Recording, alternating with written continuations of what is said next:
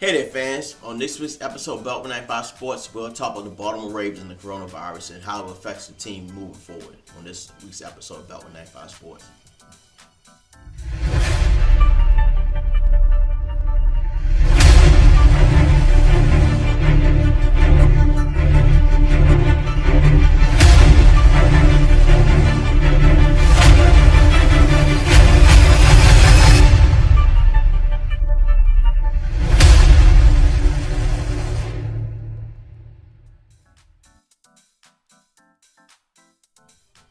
Like I said, fan, this is another episode of Beltway 95 Sports. So, I said we're going to talk about the Baltimore Ravens. So, there's nothing to really talk about the game as far as their play and performance in the last, 3 losses. But more importantly, is about the COVID situation. Now, the team was scheduled to play the Pittsburgh Steelers Thanksgiving night because we did a video about that, and then they changed soon after I recorded that video. So it was scheduled for Tuesday, coming up this Tuesday at 8 o'clock. Now there may be some possible talk of actually moving that game and creating a Week 18 scenario. And then the Ravens will pick up with the Dallas Cowboy game, but probably will be moved to Sunday now. So with those kind of moves, the Tennessee Titans experienced their episode of COVID, a few weeks back. So this will be the second game that the Pittsburgh Steelers had to move around and juggle. They actually lost their bye week. But, this is more than about football here. Because when you look at the Ravens, like here, we're based here in Owings Mills. So we actually go to the training facility and we actually have a relationship with the team. So it's more than X's and O's. It's about people's health and their life. Now, I know supposedly was a strength and conditioning coach that supposedly had symptoms of COVID, but never reported to the team.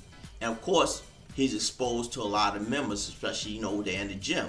And if you ever been to One Winning Drive-In, they call it the Castle. That place is huge. When I go there, the place is huge. It's right off. It's in Owings Mills, the heart of Owings Mills. But like I said again, he exposed himself to multiple players. And then once the breakout happened, then they traced it back to him. And then I assume he was honest enough to say that he didn't report those symptoms to the team. And now he's suspended. But now you have Lamar coming down with COVID. And NFL protocol, I believe, is 10 days. Because they have to do contract tracing all the person that Lamar Jackson was in contact with, whether it was on the team or family members or people outside in the community. Like here, I always see the players out in the community, whether it be at Wegmans in Owings Mills or it may be at the Safeway that's off Owings Mills Boulevard or Red Run Boulevard. We always see those. A lot of players, live in those townhouses and apartments in that community there. So, they may have come in contact with the general public. So that's the hardest thing. The protocol might say, okay, well, Lamar can be out for 5 days, but then you need to trace back where he possibly could have got it. He probably could have gotten it from the strength and conditioning coach. Who knows? But as far as I'm concerned, I know a lot of the YouTube videos that are out there, they'll give general information about the team. They may have a relationship. Most of them really don't have a relationship with the team at all, and they only speak from one side, one point of view. Like with me being a first responder, we are the paramedics for the Washington Redskins, and being here with Captain Defense as being my uncle, so I've had a relationship with the Ravens and doing promotional work and things like that for the Ravens. And when you are let's start at this. When you watch a game and a player get injured, you'll see like a paramedic or somebody that comes and scoops the player up and tend to him while he's on the field, and you'll see him carted off into the locker room. Majority of the time, like here in Baltimore and like PG, as far as the Washington football team is concerned, those persons are hired by the Baltimore Fire Department or the Prince George's County Fire Department. So those are firefighters and paramedics that's actually on the field with the team. So if you're trying to condense the team and say, okay, well, the Ravens, you can only stay within the Owings Mills area. You can't venture home on a break and like that because one can find you. So if something was to happen to you, they can trace it in a small area. But that's only the players. Now you have the staff as well. You have the secretaries, like I said, the strength conditioning coach. That's a part of the team, I consider. But you have the general staff, like the secretaries, the maintenance people. Like I said, the castle is a huge place. So they really don't consider those persons in those contact tracing scenario. So if you have a firefighter who's working overtime as a paramedic, and if you have a police officer who's working overtime as security, but then they leave the team, or that Sunday or Thursday, whatever time they play that game, and then they have to work their next shift the next morning, now they're in contact with other persons that may be positive. Like we said, when you're a firefighter, medic, or police officer, you are in the heat of this thing. So if you're a firefighter, all firefighters are EMT. So whether you work as an EMT or as a paramedic, just the difference between a B and a P is the license, whether you're going to give drugs. But if you're a firefighter and you work the Ravens game on that Sunday, you start your 12-hour to 24-hour shift on that Monday, you could possibly make 3 contacts with persons that are under investigation, which means that person possibly has COVID-19 that just haven't been tested yet. So if you're in contact with those persons and you work Monday, you may come back Thursday, your next shift. Now you're in contact with another 3 persons, that could be 6. And then you're working on Sunday at M&T Bank Stadium for the Ravens. So now the NFL didn't do any contact tracing with you, because now you are beyond what a player is. A player stays confined to Owens Mills, stay to maybe their living facility, and a few small, persons that live in a household, and they may go grocery shopping. As far as I know, Owens Mills, the castle, they have a wonderful cafeteria. So the players are advised, just if they want meals, go to the castle and they eat their meals there. And then if they want to do anything else, they stay within Owens Mills at least till the end of the season. And then once the season go on, then they can go about their business, because the NFL wants to finish this season. They don't want it to be like the NBA or the MLB, where they had to have a break in the season and then pick up the playoffs afterwards. The NFL would like to finish the season, the way it is now. It will be a few adjustments. But if you're not having contact tracing with that firefighter or police officer that's on the field with those football players, then those persons could have possibly infected those players as well. So that's not taken under consideration.